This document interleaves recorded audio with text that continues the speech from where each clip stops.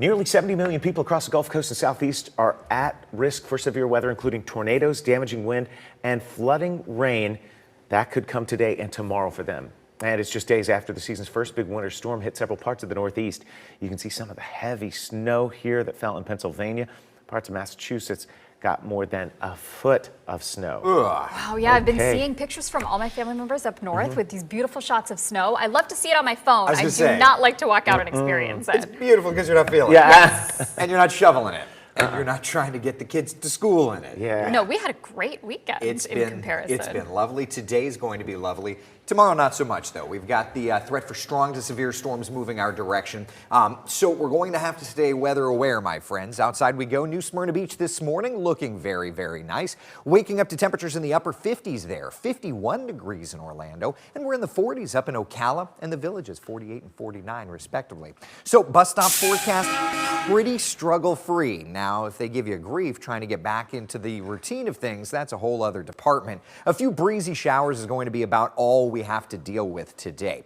12-hour forecast showing those temperatures kind of working up. Yesterday we were in the mid-range of the 60s. Today we're going to get into the upper range of the 60s and we'll show a few showers around, 10 to 20% coverage. In terms of highs, about 66 in Ocala, 69 here in DeLand, 70 degrees our high temperature in Titusville, 69 Orlando, and 71 in Winter Haven. Here's Futurecast, mostly cloudy skies, a few showers kind of working through the area. No big deal though, right?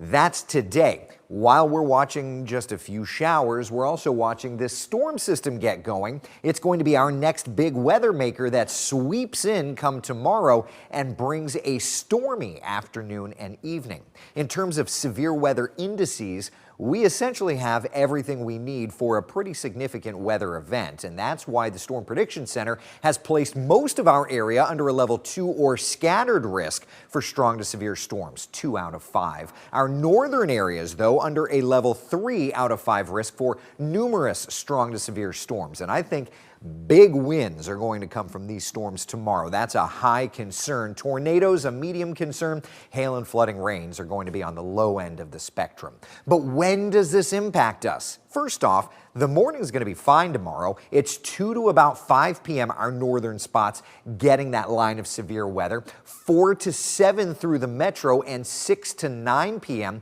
back into Brevard County. Here's the latest Futurecast model data. There's that powerful line at 3 o'clock, bringing with it damaging wind potential. And yes, not only the concern of a tornado, but the models are saying the support is there for perhaps a stronger tornado. And in an El Nino year like we're in, that's definitely something we'll have to watch. 4 p.m. working into the metro, and by about 6 p.m. getting back over to Brevard County, right? So based on this, today, even tomorrow morning, we are fine. It's going to be tomorrow afternoon that we have that first warning weather day called because of that severe weather threat. So tomorrow, stay weather aware, my friends. Wednesday, Thursday looking much better on Central Florida's certified most accurate 7-day forecast. And then Friday, Saturday, it looks less intense, but thunderstorms do return. Megan, good morning. Good morning, Eric. If you're heading out